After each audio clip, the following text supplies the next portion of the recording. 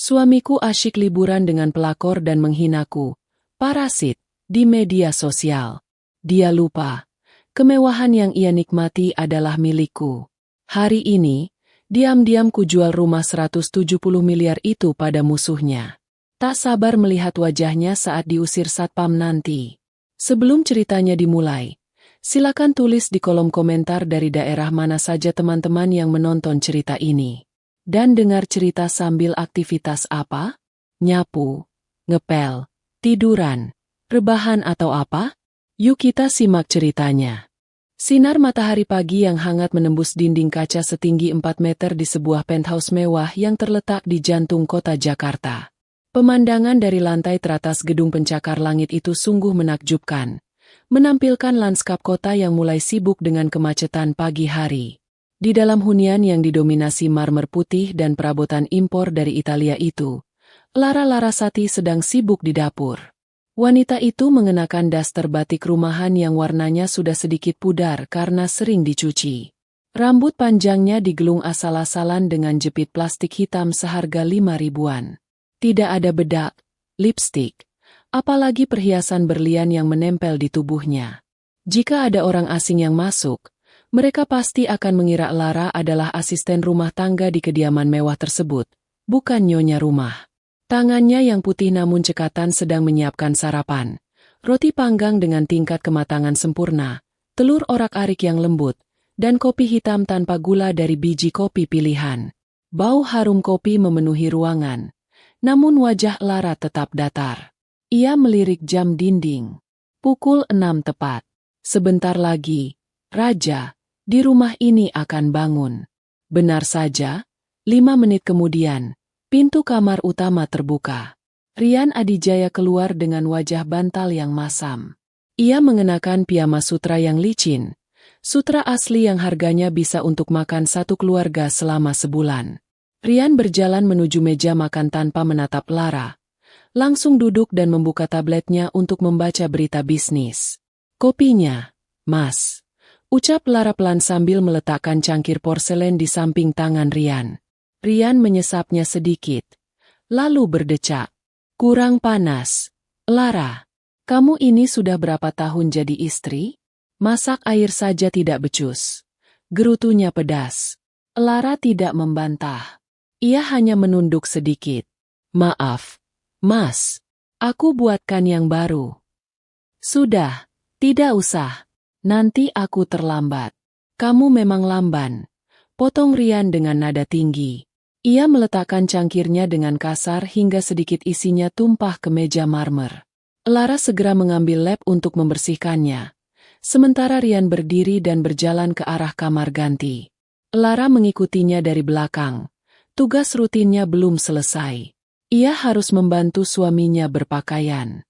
Di dalam walk-in closet yang luasnya melebihi kamar tidur rumah subsidi, berderet jas-jas bermerek mahal. Armani, Hugo Boss, Jekna. Semua tertata rapi berdasarkan gradasi warna. Pakai yang biru dongker hari ini, Mas? Tanya Lara sambil mengambil satu setelan yang sudah ia setrika licin semalam. Terserah. Yang penting aku terlihat berwibawa. Aku mau bertemu klien penting sebelum berangkat ke bandara. Jawab Rian sambil mematut diri di cermin besar. Ia merapikan rambutnya yang dipangkas model undercut kekinian. Lara membantu memakaikan jas ke tubuh suaminya, merapikan kerahnya, dan menyimpulkan dasi dengan gerakan terlatih. Rian sama sekali tidak mengucapkan terima kasih. Baginya, pelayanan ini adalah kewajiban mutlak seorang istri yang tidak bekerja. Dengar, El, ucap Rian sambil memutar tubuhnya menghadap Lara. Tatapannya merendahkan, menyapu penampilan Lara dari ujung rambut hingga ujung kaki. Nanti siang aku berangkat ke Paris. Perjalanan bisnis. Mungkin seminggu atau 10 hari. Kamu jaga rumah. Jangan keluyuran tidak jelas. Iya, Mas. Hati-hati di jalan. Jawab Lara patuh. Rian merogoh saku jas bagian dalamnya, lalu mengeluarkan dompet kulit. Ia mencabut satu kartu kredit dan melemparkannya ke atas meja rias di samping mereka. Kartu itu berbunyi tuk saat mendarat di permukaan kayu yang keras. Itu kartu tambahan. Limitnya cuma 5 juta. Pakai buat belanja kebutuhan dapur selama aku pergi. Ingat, jangan boros. Jangan beli barang-barang tidak berguna. Aku cari uang itu susah payah. Banting tulang siang malam. Bukan untuk kamu hambur-hamburkan buat beli baju baru atau skincare yang tidak ngefek itu. Lara memandangi kartu kredit berwarna silver itu. Limit 5 juta? Untuk biaya makan di penthouse dan perawatan apartemen selama 10 hari? Padahal biaya maintenance gedung ini saja jauh di atas itu.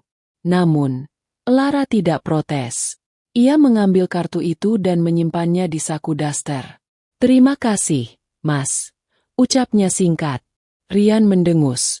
Merasa puas melihat kepatuhan istrinya. Ia merasa seperti raja yang dermawan. Ya sudah. Siapkan koperku. Masukkan ke bagasi mobil. Aku mau sarapan dulu sebentar. Lara menyeret koper Rimowa hitam, yang harganya puluhan juta, keluar dari kamar. Ia mengangkatnya sendiri, membawanya turun ke lobi menggunakan lift pribadi, dan memasukkannya ke bagasi mobil sedan sport Eropa milik Rian. Sopir pribadi Rian sudah menunggu di sana. Saat Lara kembali ke atas, Rian sudah siap di pintu depan. Ia tidak mencium kening istrinya, tidak memeluknya. Ia hanya melambaikan tangan sekilas tanpa menoleh. Kunci pintu. Jangan biarkan orang asing masuk. Perintahnya sebelum pintu lift tertutup. Hening. Suasana penthouse yang tadinya tegang karena aura dominasi Rian, kini perlahan mencair. Lara menghela napas panjang. Bahunya yang tadi sedikit membungkuk kini tegap kembali. Ia berjalan menuju jendela besar, melihat mobil suaminya meluncur keluar dari gerbang apartemen, menembus kemacetan Jakarta menuju bandara. Ting! Bunyi notifikasi terdengar dari ponsel Rian yang tertinggal di atas meja konsol dekat pintu masuk. Tidak. Rian membawa ponselnya. Itu bunyi dari iPad yang terhubung, sync, dengan akun WhatsApp Rian. Rian sering lupa mematikan sinkronisasi ini jika sedang buru-buru. Lara mendekati iPad tersebut. Layarnya menyala, menampilkan pesan pop-up. Sally sekretaris. Sayang. Aku sudah di G3. Nggak sabar deh liburan berdua sama kamu di Paris. Love you. Jangan lupa beliin coklat buat istri bodohmu itu biar dia nggak curiga hihi. Lara membaca pesan itu tanpa ekspresi. Tidak ada air mata yang jatuh. Tidak ada isak tangis histeris layaknya istri yang teraniaya di sinetron. Hatinya sudah lama membeku untuk Rian. Ini bukan pertama kalinya. Sudah berkali-kali Rian bermain api.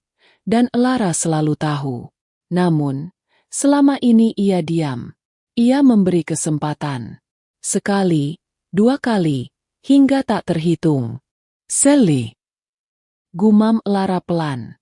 Ia tahu siapa wanita itu. Sekretaris baru yang baru bekerja 6 bulan lalu. Muda, cantik, dan ambisius.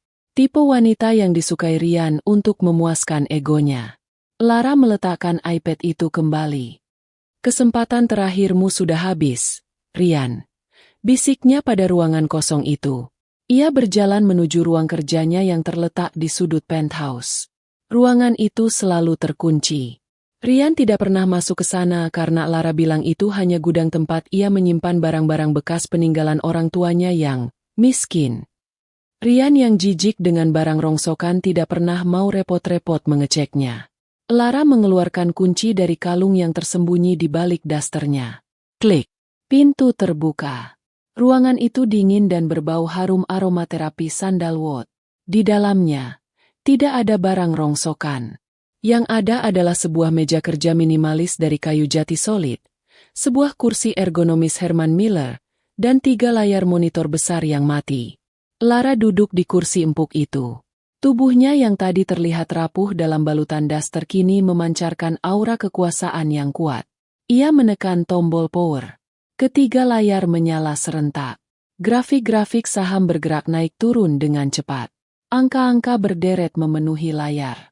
Data aset properti, obligasi pemerintah, dan kepemilikan saham mayoritas di berbagai perusahaan multinasional terpampang jelas.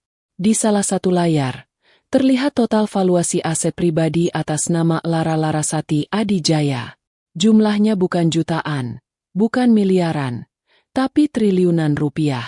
Rian Adijaya, pria yang melempar kartu kredit limit 5 juta itu, tidak pernah tahu siapa sebenarnya wanita yang ia nikahi 5 tahun lalu. Ia mengira Lara adalah gadis yatim piatu yang beruntung dinikahi pria mapan sepertinya. Rian mengira penthouse ini adalah hasil kerja kerasnya mencicil, padahal Lara yang membelinya tunai dan memanipulasi dokumen seolah-olah Rian yang membayarnya agar ego suaminya tidak terluka. Rian mengira mobil-mobil mewahnya adalah hasil bonus tahunan perusahaannya, padahal itu adalah hadiah diam-diam dari Lara yang disalurkan melalui bonus fiktif dari investor bayangan. Lara adalah investor bayangan itu. Jari-jari lentik Lara menari di atas keyboard. Ia membuka profil perusahaan Rian Adijaya Corp. Perusahaan yang 80% modal operasionalnya disuntik oleh dana pribadi Lara melalui perusahaan cangkang, Shell Company, di luar negeri. Kamu pikir kamu raja, Rian? Lara terkekeh pelan. Tawanya terdengar miris namun penuh ancaman. Kamu cuma boneka yang benangnya sedang aku pegang. Dan sekarang, aku bosan main boneka. Lara menutup laptopnya sejenak. Ia melihat pantulan wajahnya di layar hitam. Masih memakai daster. Masih tanpa make-up. Tapi tatapan matanya tajam setajam elang yang siap menyambar mangsa. 3 hari berlalu sejak kepergian Rian. Suasana di penthouse itu terasa jauh lebih damai tanpa kehadiran pria yang selalu menuntut dan merendahkan itu. Selama 3 hari ini, Lara menjalani harinya seperti biasa. Ia menyiram tanaman di balkon, membersihkan debu di koleksi kristal, dan memasak untuk dirinya sendiri. Bedanya, kali ini ia tidak memasak makanan sisa atau makanan sederhana. Ia memesan steak Wagyu A5 dan menikmatinya sambil menonton film favoritnya dengan segelas wine mahal yang ia ambil dari gudang penyimpanan pribadinya, bukan gudang minuman Rian yang isinya hanya minuman standar. Lara benar-benar menikmati ketenangannya. Namun, ketenangan itu adalah ketenangan sebelum badai. Ia tahu bom waktu akan segera meledak, dan pemicunya ada di tangannya. Pagi itu, di hari ketiga, Lara sedang duduk santai di sofa ruang tengah sambil meminum teh chamomile. Ia memegang ponsel khusus, sebuah smartphone keluaran terbaru yang berbeda dengan ponsel butut yang biasa ia tunjukkan pada Rian. Di ponsel ini, ia memiliki akun Instagram kedua, second account, yang ia gunakan untuk memantau dunia bisnis dan sosialita tanpa ketahuan. Rian, dengan segala kebodohannya, lupa memblokir atau menyembunyikan story Instagramnya dari akun ini. Atau mungkin, Rian terlalu percaya diri bahwa istri, kampungan-nya tidak main Instagram. Sebuah notifikasi muncul. Lingkaran merah di foto profil Rian menyala, menandakan ada unggahan baru. Jantung Lara berdetak stabil. Ia sudah siap melihat apapun. Jarinya menekan ikon profil itu. Layar ponsel menampilkan sebuah foto yang sangat jelas, diambil dengan kualitas kamera profesional. Latar belakangnya adalah Menara Eiffel yang menjulang megah di bawah langit biru Paris yang cerah. Di bagian depan, Rian berdiri gagah dengan jas mahalnya, merangkul pinggang Sally yang mengenakan coat berwarna merah menyala dan baret hitam ala gadis Prancis. Mereka tidak hanya berfoto biasa. Mereka berpose mesra. Wajah Rian menatap Sally dengan penuh pemujaan, sementara Sally mencium pipi Rian sambil memamerkan tas tangan bermerek Hermes, yang Lara tahu harganya ratusan juta. Tapi bukan foto itu yang membuat darah Lara mendidih, melainkan caption yang ditulis Rian di bawahnya. Rian Adijaya_official. Akhirnya bisa menikmati kota cinta bersama wanita yang selevel. Dia cerdas, mandiri, dan berkelas. Wanita istimewaku yang tahu cara membawa diri. Tidak seperti istriku di rumah, hanya parasit yang bisanya menadah tangan, pakai daster seharian, dan tidak punya otak untuk diajak diskusi bisnis. Hidup itu harus dikelilingi berlian, bukan batu kali. Paris Lavril partner nomor parasite. Lara membaca tulisan itu sekali, 2 kali, 3 kali. Kata, parasit, ditulis dengan huruf kapital. Lara tidak menangis. Ia tidak melempar ponselnya ke dinding. Ia justru meletakkan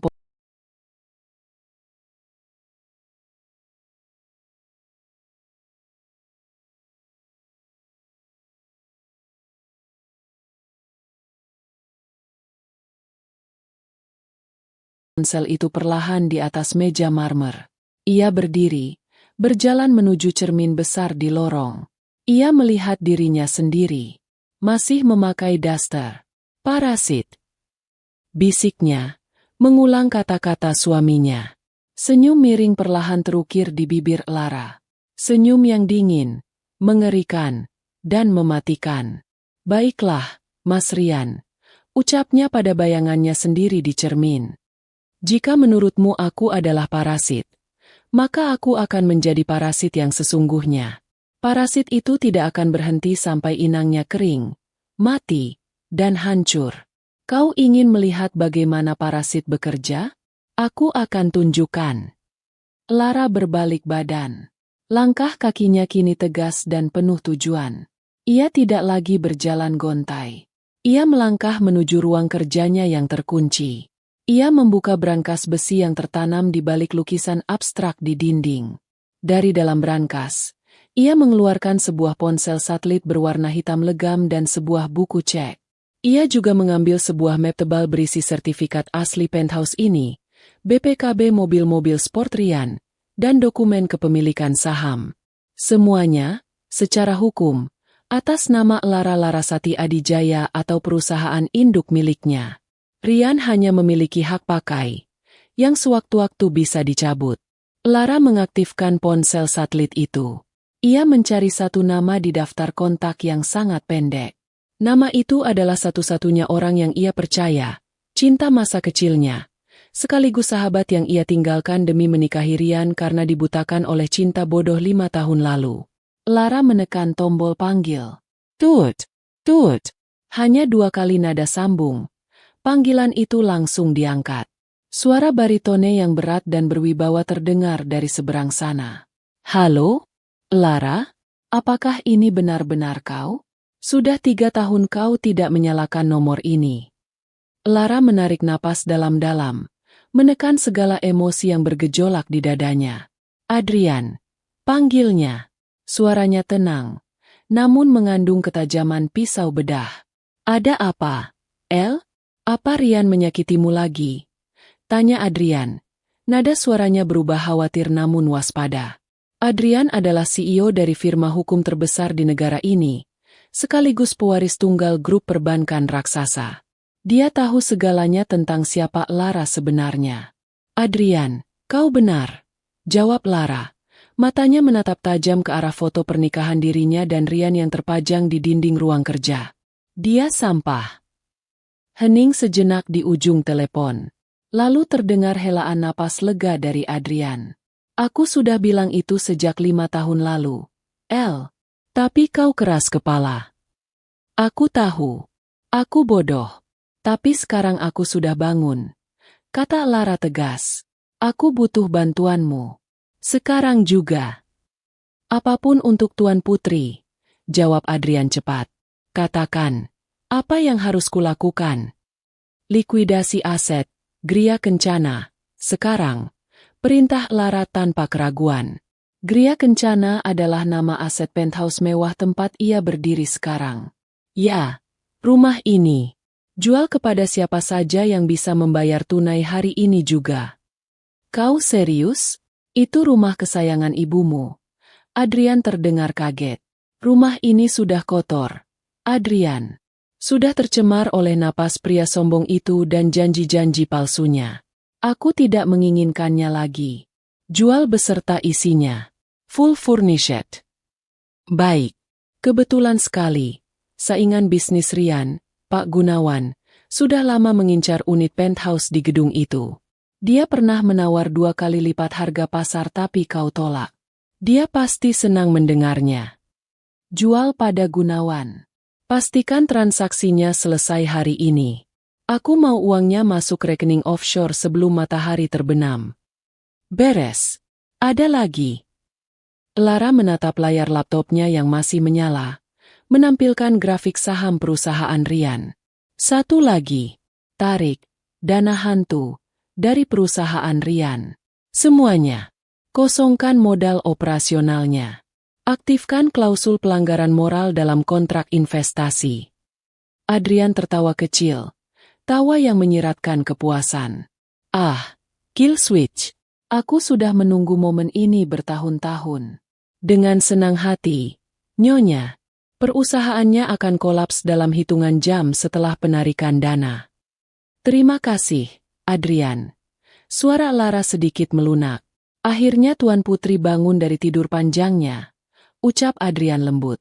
Aku beri waktu kau 4 jam untuk beres-beres sebelum tim legal dan agen properti datang. Dan El?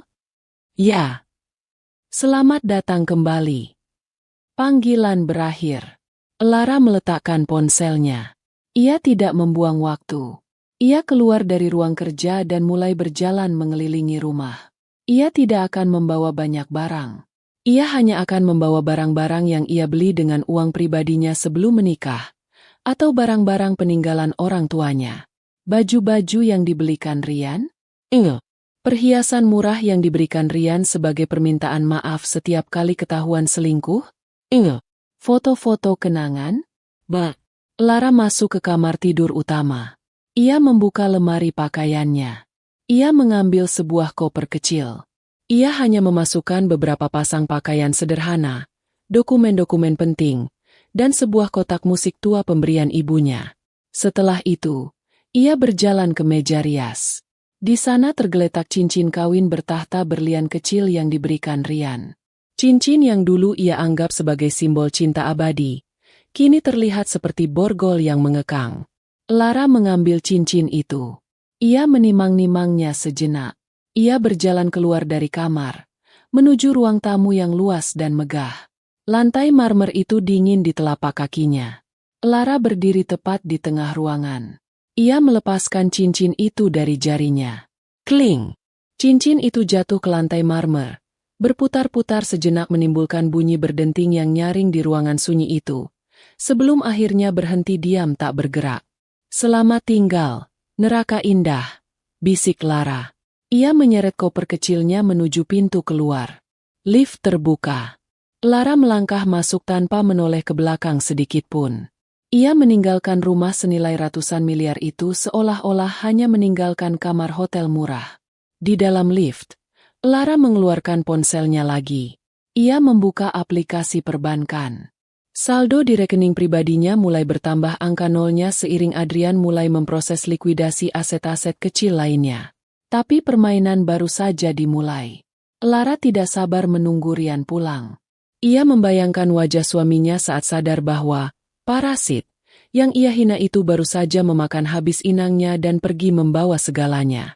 Lara tersenyum. Kali ini senyumnya tulus. Senyum seorang wanita yang baru saja merdeka. Lara berdiri di lobi apartemen mewah itu dengan koper kecil di samping kakinya.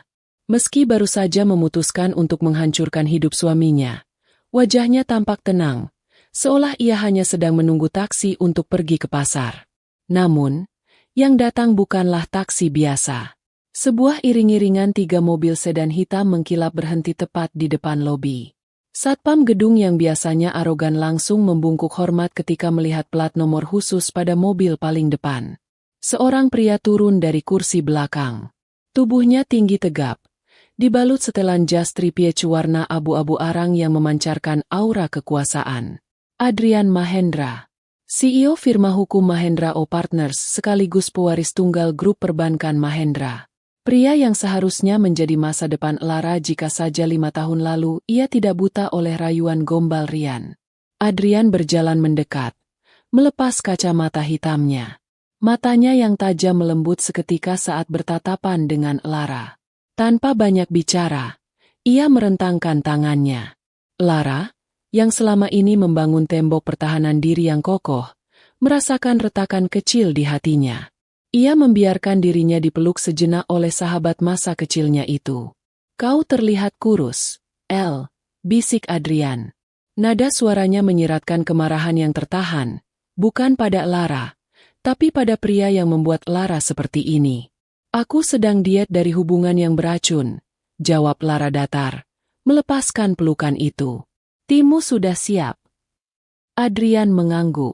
Ia menjentikan jarinya. Dari 2 mobil di belakangnya, keluar 6 orang pria dan wanita berpakaian formal membawa tas kerja dan tablet. Mereka adalah tim likuidasi aset terbaik yang dimiliki firma hukum Adrian. Pasukan khusus yang bisa memindahkan kepemilikan gedung pencakar langit dalam hitungan jam. Ayo naik lagi, ajak Adrian. Kita selesaikan ini sebelum si brengsek itu mendarat di Paris. Lara mengangguk. Mereka kembali masuk ke dalam lift pribadi. Kali ini, Lara tidak merasa sendirian. Sesampainya di penthouse, Adrian langsung memberi komando. Buka semua akses.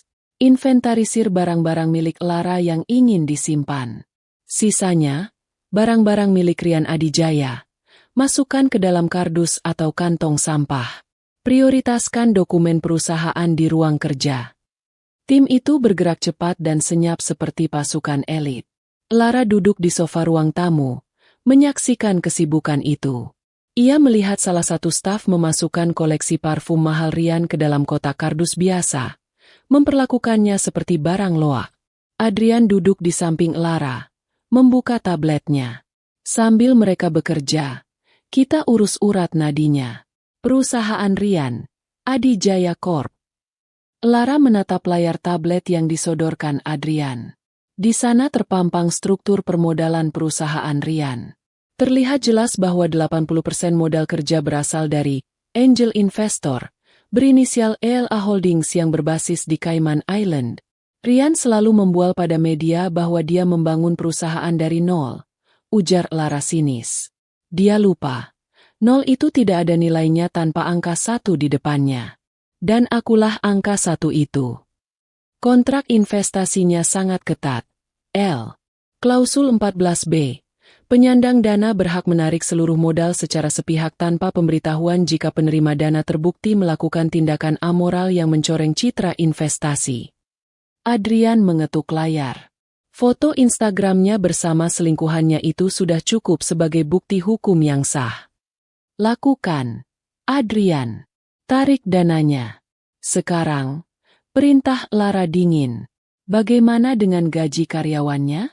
Jika kita tarik sekarang, bulan depan mereka tidak gajian, tanya Adrian, mencoba memastikan sisi kemanusiaan Lara. Lara terdiam sejenak. Ia bukan monster.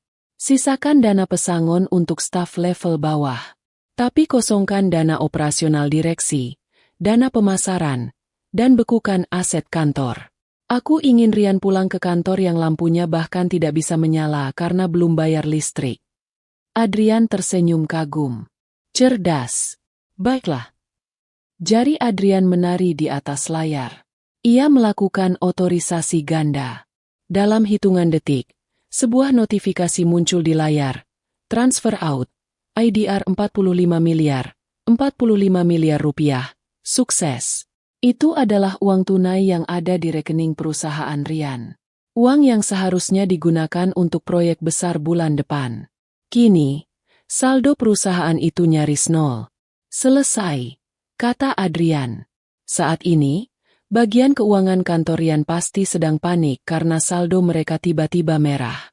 Telepon akan mulai berdering di kantornya.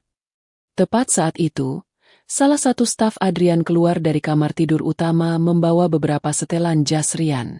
Pak Adrian, Bu Lara, lemari pakaian Tuan Rian sudah kosong. Apakah sepatu-sepatunya juga? Semuanya, jawab Lara. Jangan sisakan satu kaos kaki pun. Jika tidak muat di kardus, buang ke tempat sampah di basement. Aku tidak mau ada jejak DNA-nya tertinggal di sini. Staf itu mengangguk patuh dan kembali bekerja. Lara menatap sekeliling ruangan yang mulai terlihat kosong. Lukisan-lukisan abstrak pilihan Rian, yang dibayar pakai uang Lara, sudah diturunkan. Vas bunga impor sudah dipak.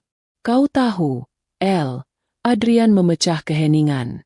Ibumu pasti bangga melihatmu hari ini. Dia selalu bilang kau terlalu lembut. Tapi hari ini, kau membuktikan bahwa kelembutanmu memiliki batas. Mata Lara berkaca-kaca mendengar kata, "Ibu."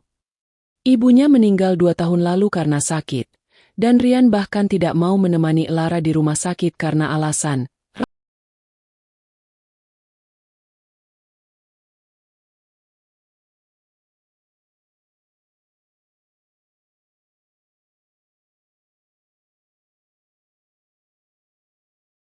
rapat penting. Belakangan Lara tahu rapat itu adalah kencan dengan sekretaris lamanya. "Aku terlambat sadar, Adrian. Seharusnya aku mendengarkanmu sejak dulu. Yang penting kau sudah bangun sekarang."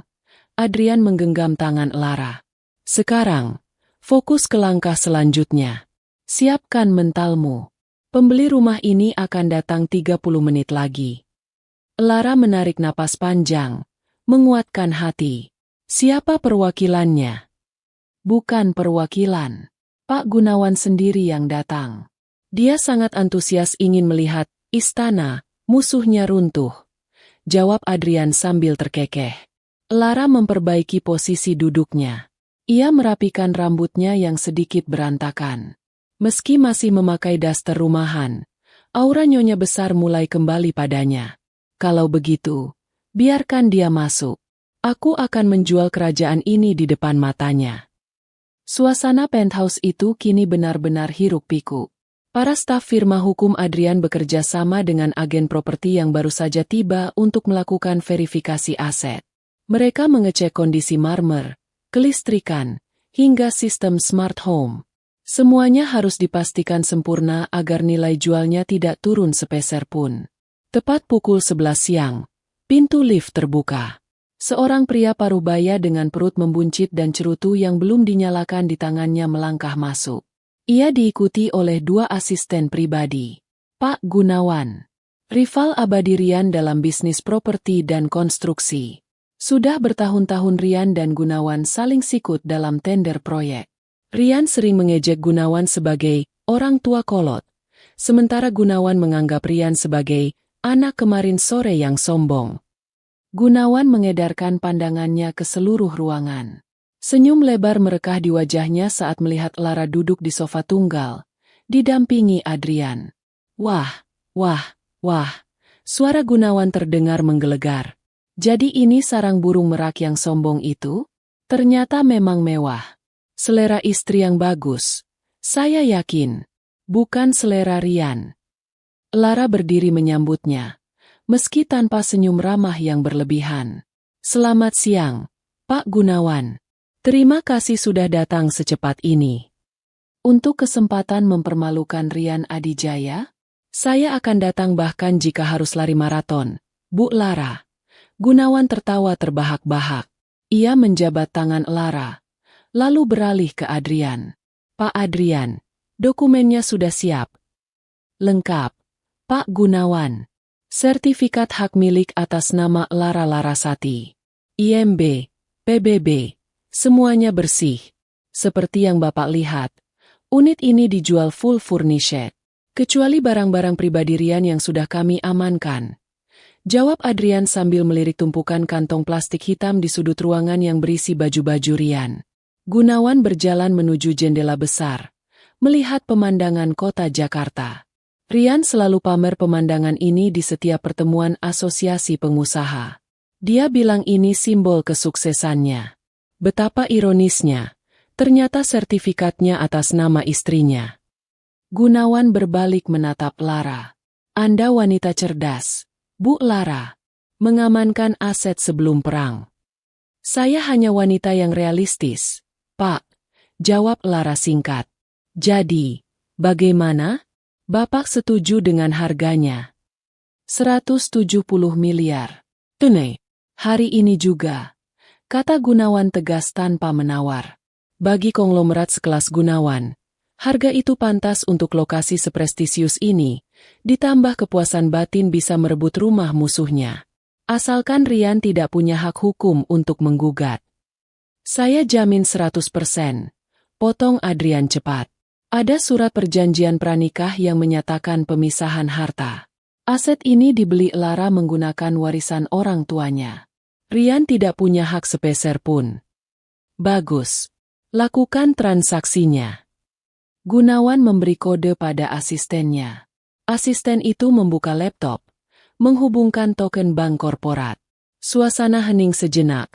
Hanya terdengar suara ketikan keyboard. Transfer diproses, Pak. Lapor asisten itu. Ting! Ponsel Lara berbunyi.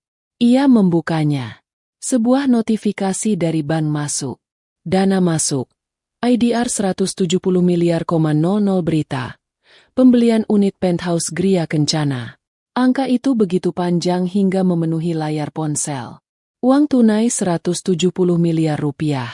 Lara menatap angka itu dengan perasaan campur aduk. Ini adalah harga dari pengabdiannya selama 5 tahun yang disia-siakan.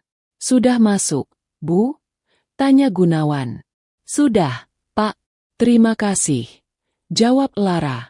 Satu lagi, tambah Lara. Ia mengeluarkan 2 kunci mobil dari saku dasternya. Di basement, ada Porsche 911 Carrera dan Range Rover Autobiography. Keduanya atas nama saya. Rian sering menggunakannya. Tapi BPKB ada di tangan saya. Bapak berminat. Mata Gunawan berbinar. Mobil kebanggaan Rian juga? Yang sering dia bawa ke lapangan golf? Haha. Tentu saja. Berapa? Anggap saja bonus paket. Tambahkan 5 miliar saja untuk keduanya. Murah, kan? Tawar Lara. Harga pasar kedua mobil itu bekasnya masih di atas 7 miliar. Deal. Seru Gunawan.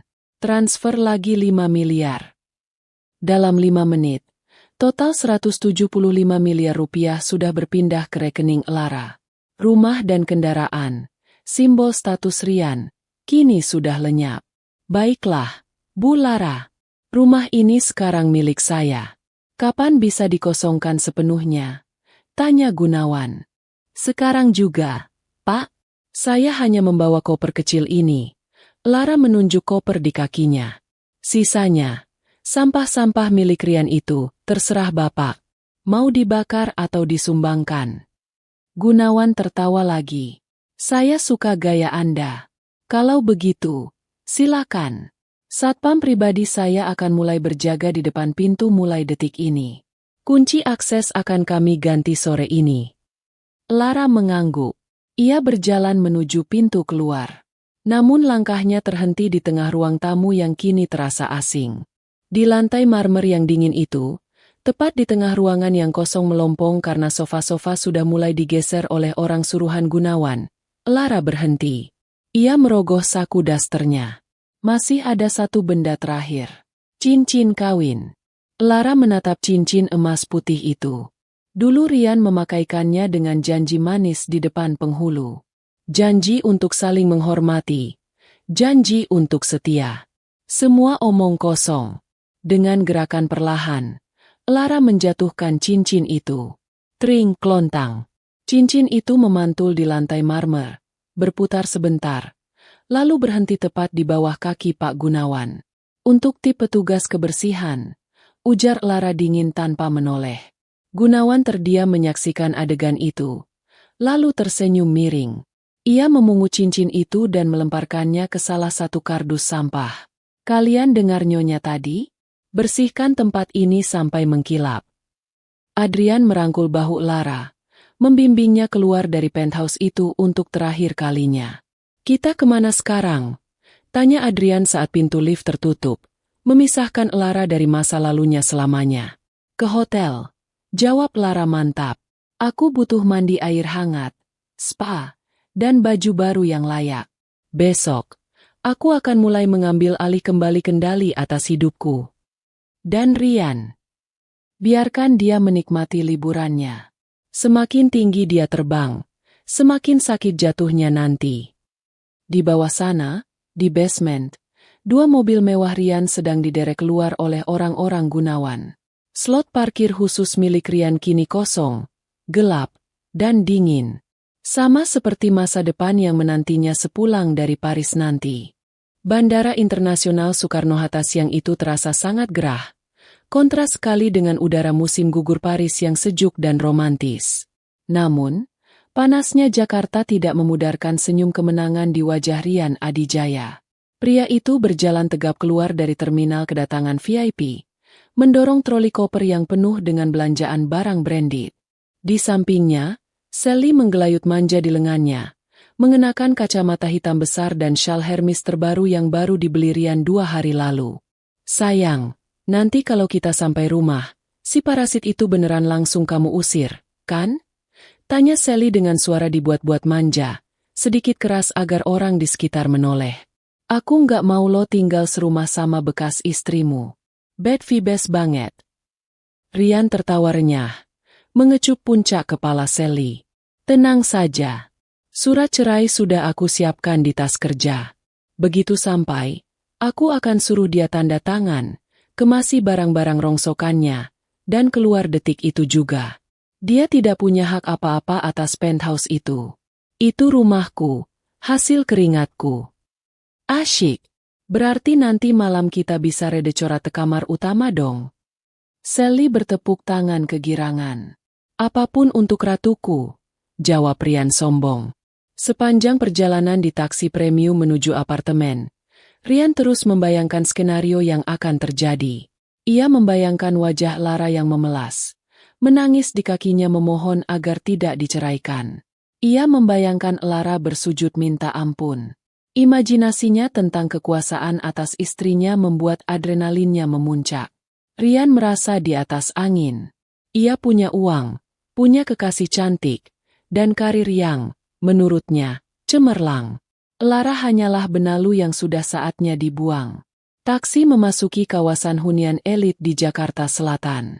Gedung apartemen Gria Kencana menjulang tinggi, simbol status sosial yang selalu dibanggakan Rian pada rekan-rekan bisnisnya. Pak, langsung ke lobi utama ya. Perintah Rian pada sopir taksi.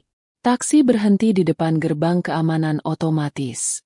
Rian menurunkan kaca jendela.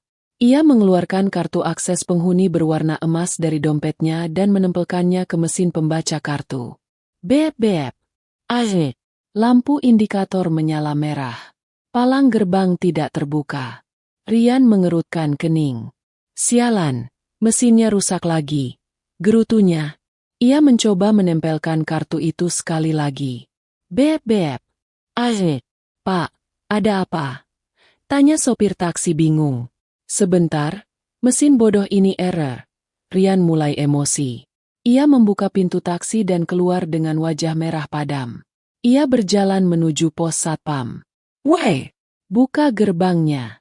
Kalian tidak lihat ini mobil penghuni VIP. Seorang satpam keluar dari pos. Tapi Rian tertegun sejenak. Ini bukan Pak Ujang atau Pak Asep yang biasa menyapanya dengan hormat dan membungkuk-bungkuk. Satpam ini berbadan tegap, berotot besar, mengenakan seragam hitam taktis yang berbeda, dan wajahnya sangat tidak ramah. Di dadanya tertulis nama, Tigor. Maaf, Pak, kartu akses Anda sudah tidak valid. Silakan putar balik, ucap Tigor dingin, tanpa senyum sedikit pun. Apa kamu bilang? Tidak valid. Rian tertawa menghina. Heh, kamu anak baru ya? Saya Rian Adijaya, pemilik penthouse unit 45A di lantai paling atas. Panggil manajermu ke sini. Berani-beraninya kamu menyuruh saya putar balik. Sally ikut turun dari mobil, mengipasi wajahnya dengan tangan. Sayang, kok lama sih? Panas nih. Ini nih, satpam baru tolong nggak tahu aturan. Rian menunjuk-nunjuk wajah Tigor. Buka sekarang atau saya pecat kamu hari ini juga. Tigor tidak bergeming. Ia justru melipat kedua tangannya di dada. Sistem data kami menunjukkan unit 45A sudah berganti kepemilikan 3 hari yang lalu. Nama Rian Adijaya sudah dihapus dari daftar penghuni. Anda dilarang masuk area privat ini. Rian terbelalak. Ganti kepemilikan? Gila kamu ya? Itu rumah saya. Sertifikatnya ada di... Rian terdiam. Ia ingat sertifikat itu disimpan di brankas Lara. Ah, pasti istri sialan itu lupa bayar iuran pengelolaan lingkungan sampai diblokir begini. Awas saja dia. Rian, Yang sudah kepalang malu dilihat sopir taksi dan Sally, nekat menerobos palang pejalan kaki di samping gerbang.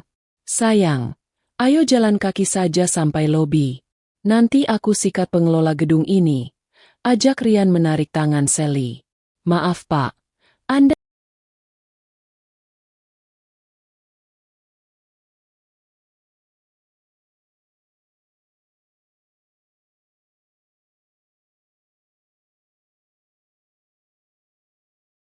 tidak boleh masuk. Tigor dan satu rekannya menghadang.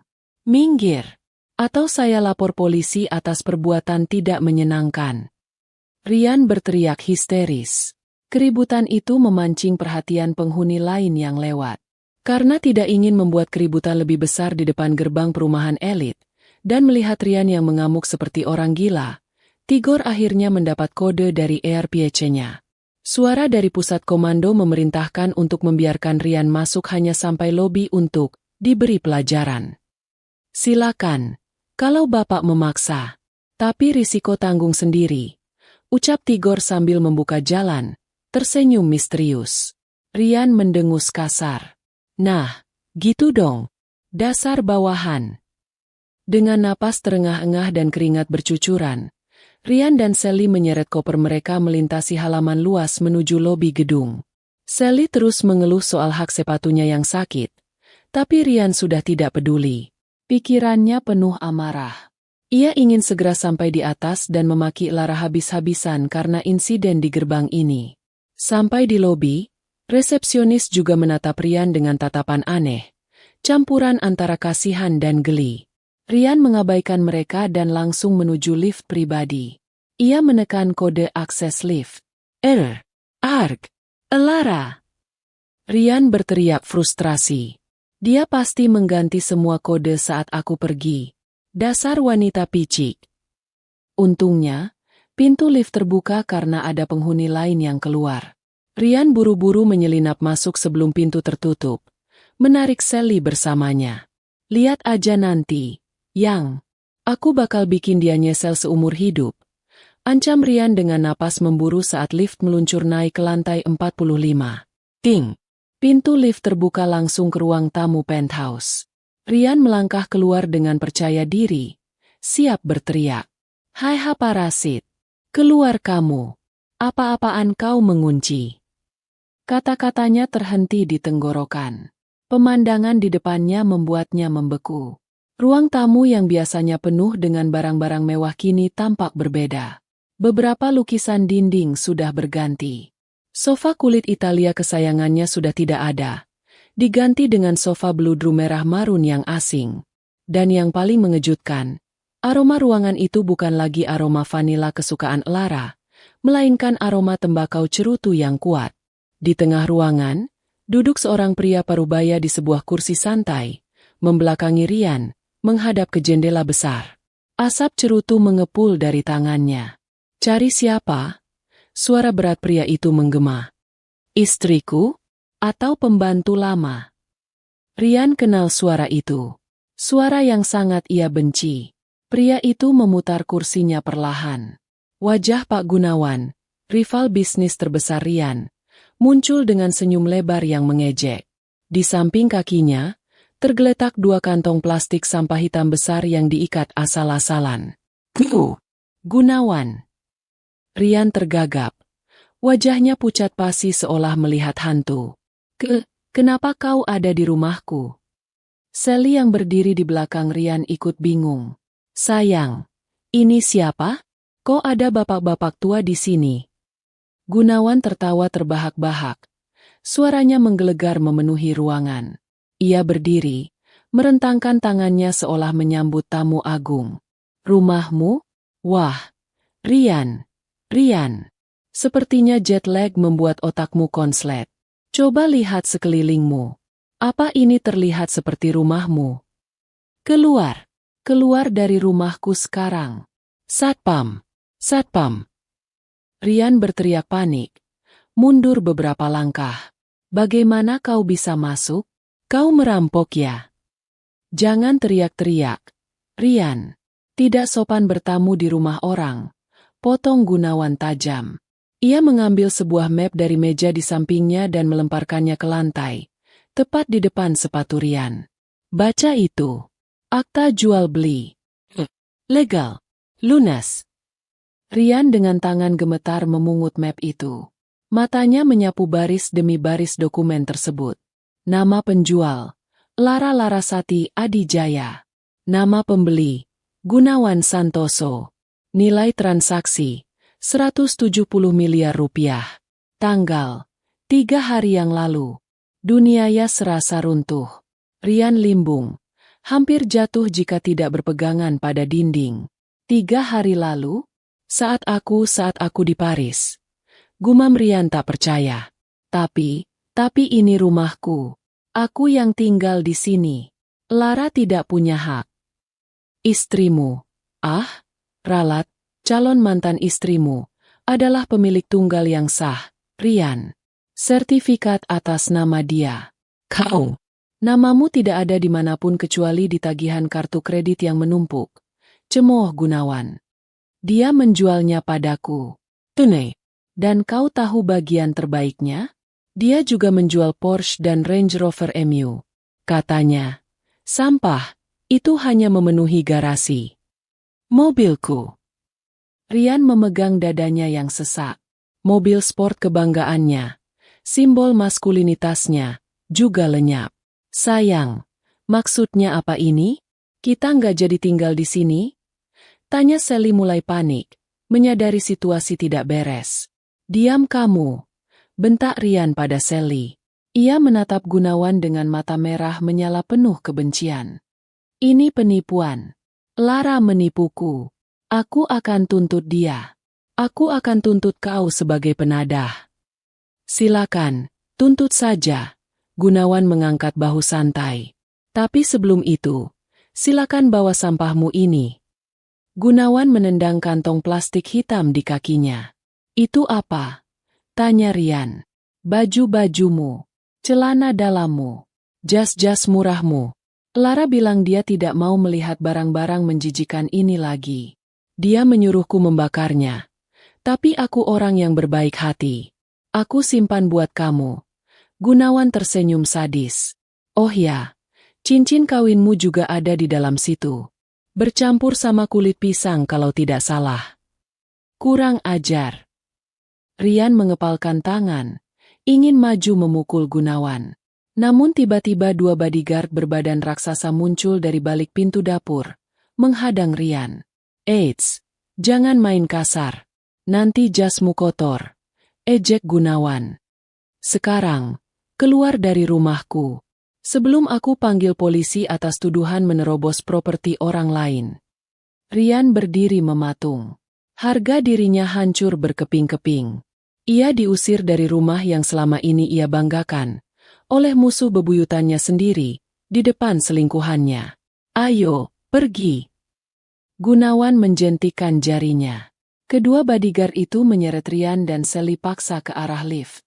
Mereka melemparkan kantong plastik hitam berisi baju Rian ke dalam lift, lalu mendorong Rian dan Sally masuk. Selamat menikmati hidup barumu di jalanan, Rian. Seru Gunawan sebelum pintu lift tertutup. Di dalam lift yang turun dengan cepat, hanya ada keheningan mencekam. Rian menatap pantulan wajahnya di dinding logam lift. Wajah pecundang. Rian, terus kita tidur di mana malam ini? Cicit Sally ketakutan. Diam, teriak Rian, menendang kantong plastik sampahnya sendiri. Rian keluar dari gedung apartemen dengan langkah gontai, menyeret koper dan menenteng kantong plastik sampah hitam. Penampilannya yang tadi necis kini berantakan. Jas mahalnya kusut, rambutnya acak-acakan. Sally mengikutinya dari belakang dengan wajah masam. Jaraknya mulai menjauh, seolah malu berjalan beriringan dengan Rian. Mereka berdiri di pinggir jalan raya, menunggu taksi biasa karena aplikasi taksi online di HP Rian tiba-tiba tidak bisa digunakan. Kartu kreditnya declinet saat ia mencoba memesan.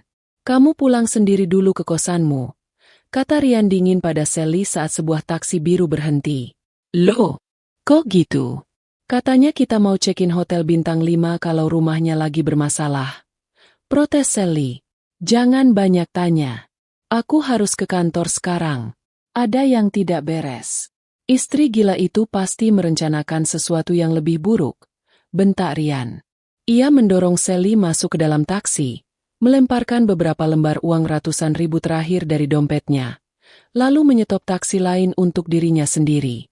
Sepanjang perjalanan ke kawasan bisnis Sudirman, jantung Rian berpacu lebih cepat dari laju kendaraan. Firasat buruk menghantuinya. Jika Lara berani menjual rumah, apa lagi yang bisa dia lakukan? Tapi Rian mencoba menenangkan diri. Perusahaan aman, pikirnya. Adijaya Corp adalah milikku. Aku direktur utama. Saham mayoritas memang dipegang investor asing, tapi aku yang menjalankan semuanya. Lara tidak tahu apa-apa soal bisnis. Namun, saat taksi berhenti di lobi gedung perkantoran elit tempat perusahaannya berada, pemandangan kacau menyambutnya. Di lobi gedung, Rian melihat beberapa karyawannya sedang duduk lesu di kedai kopi dengan kotak-kotak kardus barang pribadi di samping mereka. Wajah mereka muram. Ketika mereka melihat Rian, tidak ada sapaan hormat. Hanya tatapan sinis dan bisik-bisik. Rian mengabaikan mereka dan berlari menuju lift. Lantai 18. Kantor Adijaya Corp. Begitu pintu lift terbuka, suara hiruk-pikuk langsung menyergap telinganya.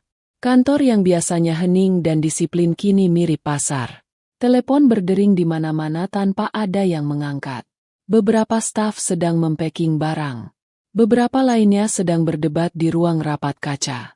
Pak Rian, akhirnya Bapak datang. Seorang pria parubaya dengan kemeja basah oleh keringat berlari menghampiri Rian. Itu Pak Heru, Direktur Keuangan. Wajahnya pucat pasi seolah darahnya habis disedot vampir. Ada apa ini, Heru? Kenapa kantor berantakan? Kenapa anak-anak tidak kerja? Bentak Rian sambil berjalan cepat menuju ruangannya. Kerja bagaimana, Pak? Kita sudah tamat. Seru Heru histeris, mengikuti langkah Rian. Rian berhenti mendadak, berbalik mencengkeram kerah ke meja Heru. Jaga bicaramu. Apa maksudmu tamat? Investor utama. Angel investor kita. Heru tergagap. Napasnya tersengal. 3 hari yang lalu, tepat setelah Bapak berangkat ke Paris, mereka mengirimkan notifikasi penarikan dana darurat. Full withdrawal.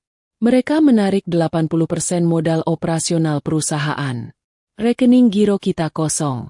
Pak, nol. Bahkan minus karena biaya administrasi. Rian melepaskan cengkeramannya, terhuyung ke belakang. Apa? Ditarik? Tidak mungkin.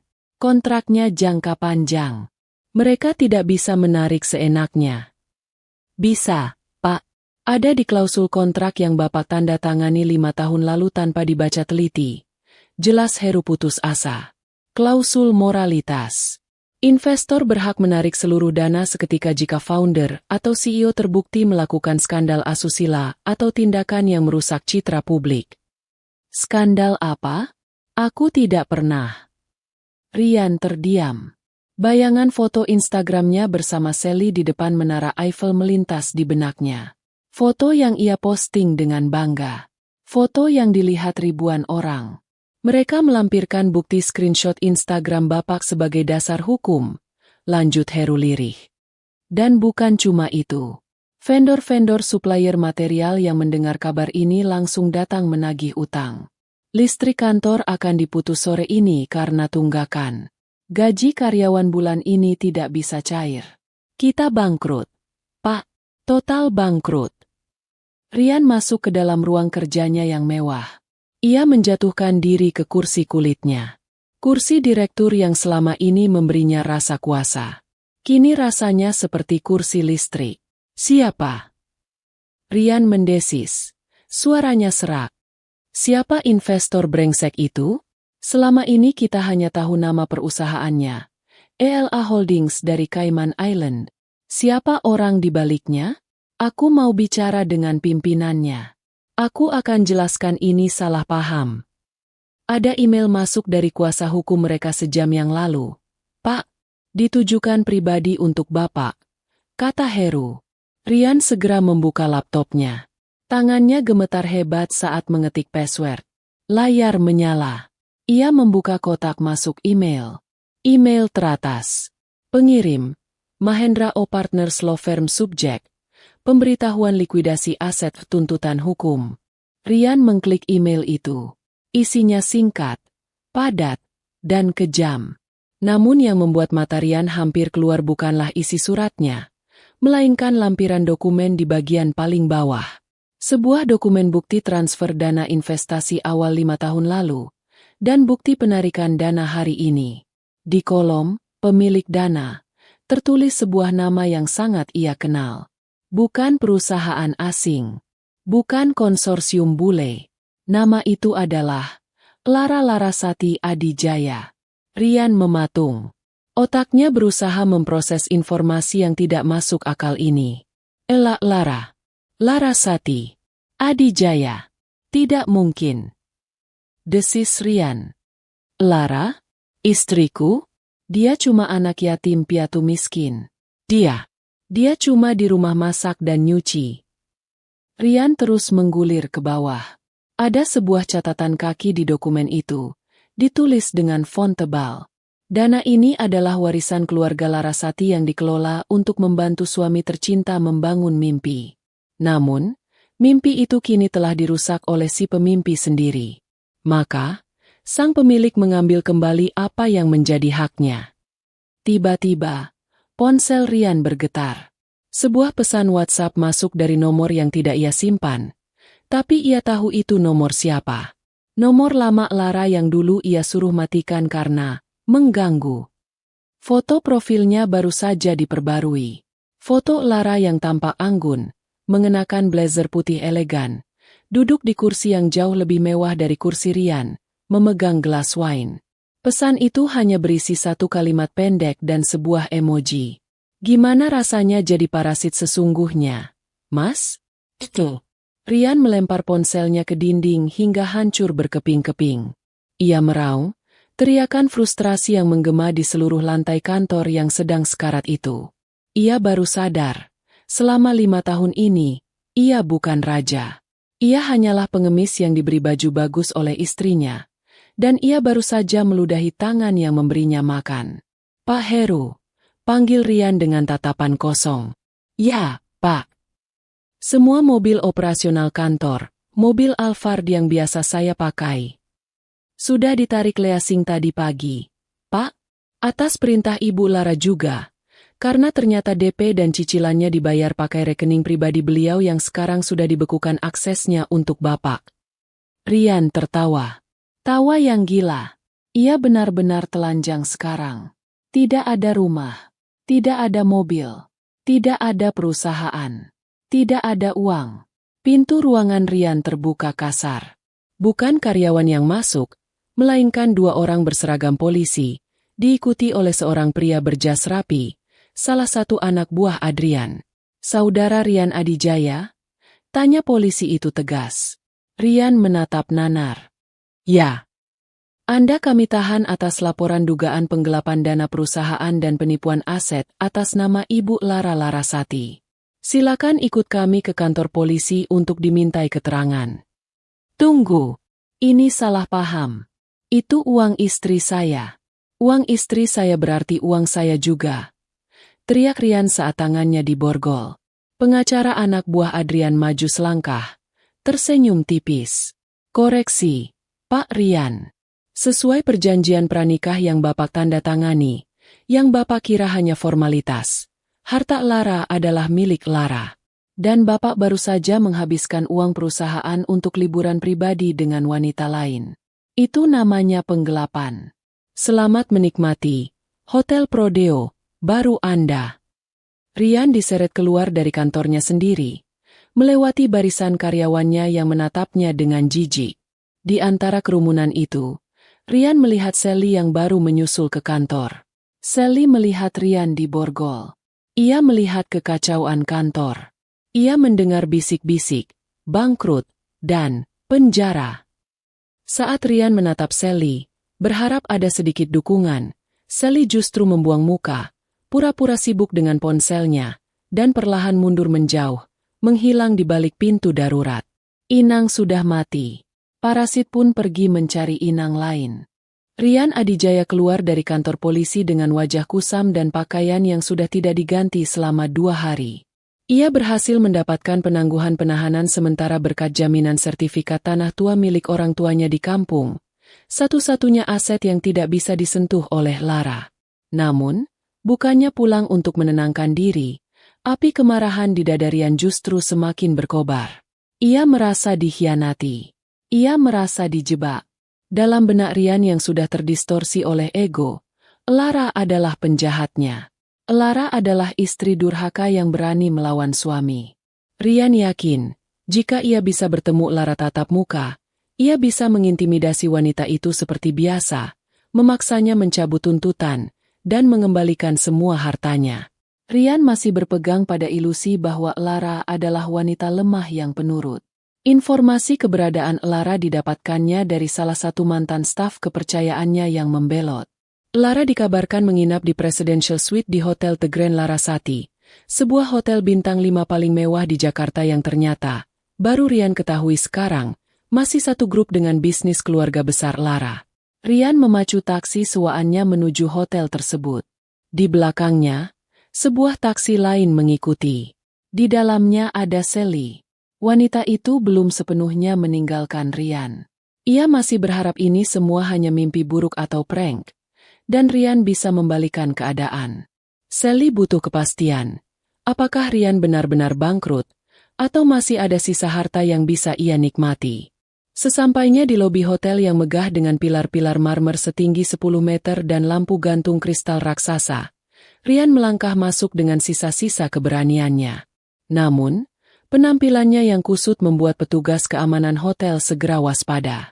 "Maaf, Pak, ada yang bisa kami bantu?" Hadang seorang petugas keamanan berbadan tegap. "Minggir, aku mau bertemu istriku, Lara," bentak Rian. Suaranya menggema di lobi yang hening dan berkelas itu, membuat beberapa tamu menoleh. Tepat saat keributan terjadi, pintu lift VIP terbuka.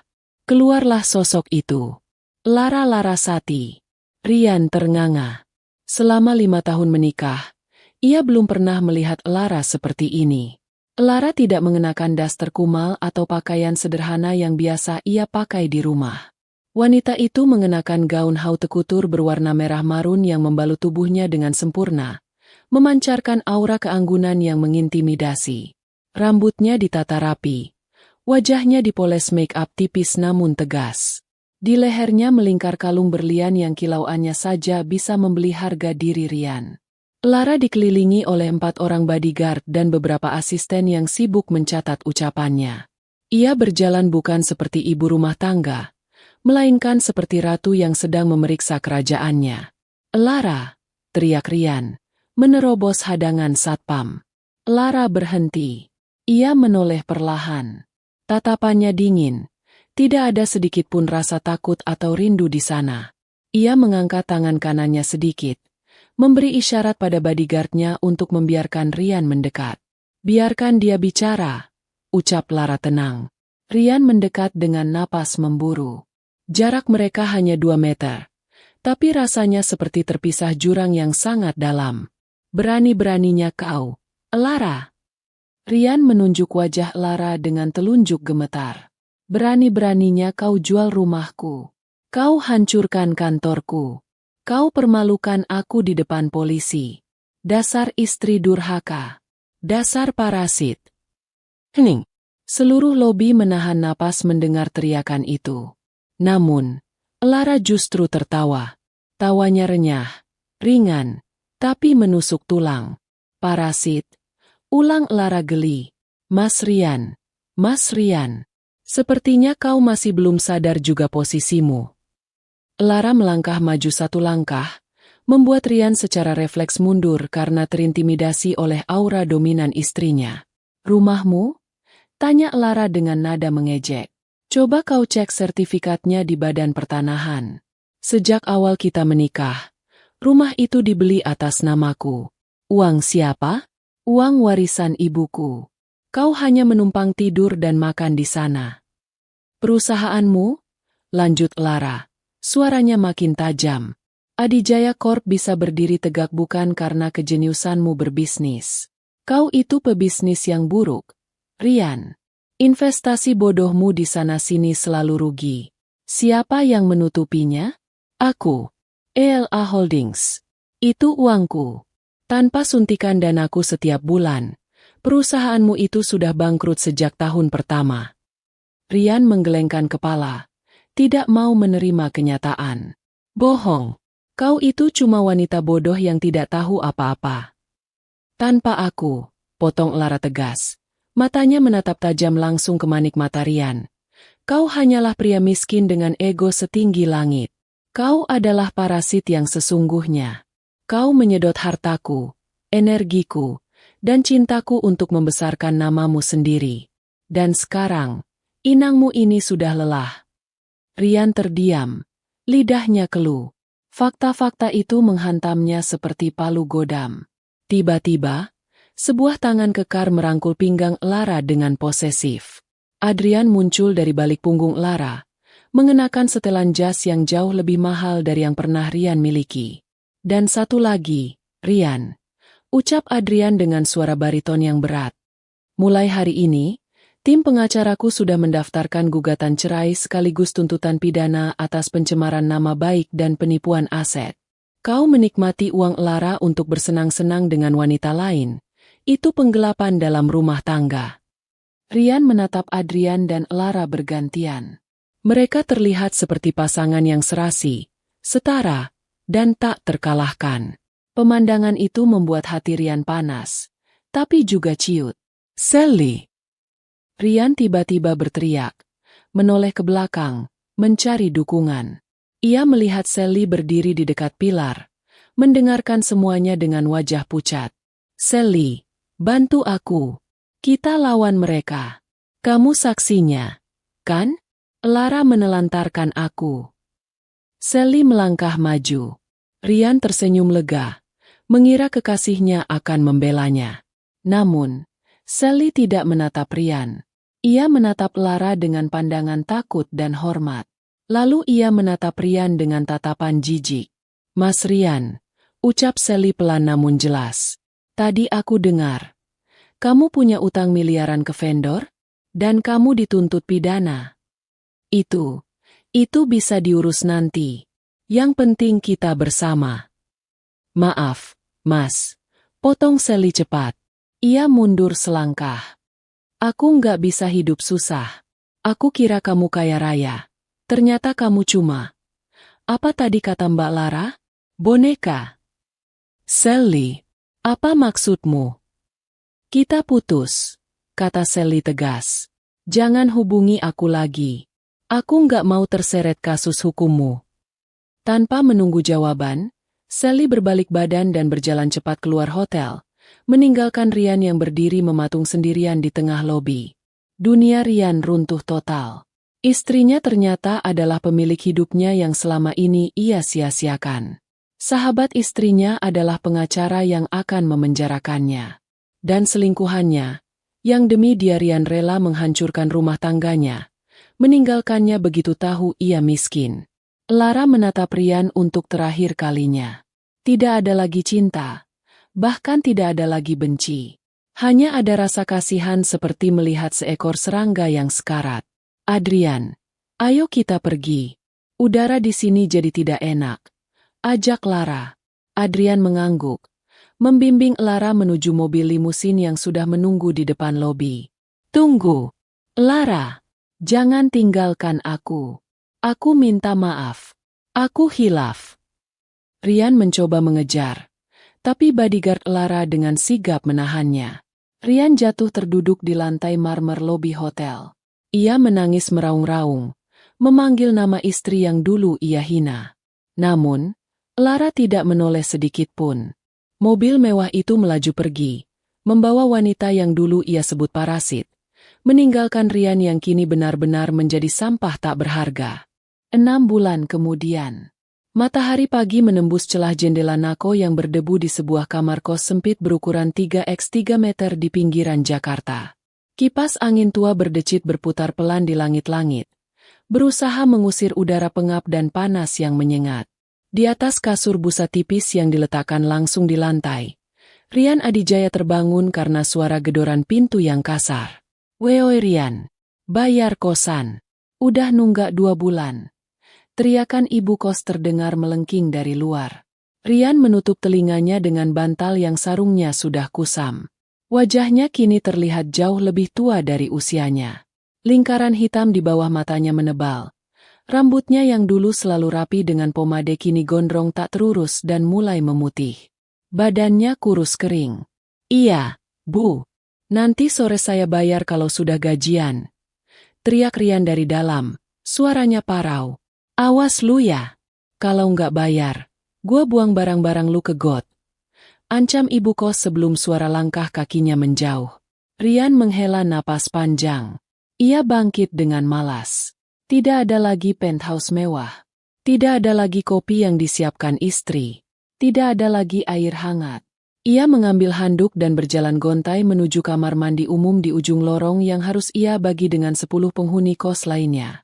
Setelah mandi seadanya, Rian mengenakan kemeja kerja murah yang ia beli di pasar loak. Ia harus berangkat kerja. Bukan sebagai direktur utama, melainkan sebagai staf administrasi di sebuah perusahaan logistik kecil. Gajinya hanya cukup untuk makan dan bayar kos. Itu pun pas-pasan. Utang-utangnya masih menumpuk. Sebagian gajinya dipotong otomatis oleh bank untuk membayar denda perdata yang diputuskan pengadilan. Ia kalah telak di persidangan. Adrian benar-benar menghabisinya secara hukum. Rian berjalan kaki menuju halte busway. Di tengah perjalanan, ia melewati sebuah warung makan yang menyalakan televisi cukup keras. Langkah Rian terhenti saat melihat wajah yang sangat ia kenal muncul di layar kaca. Itu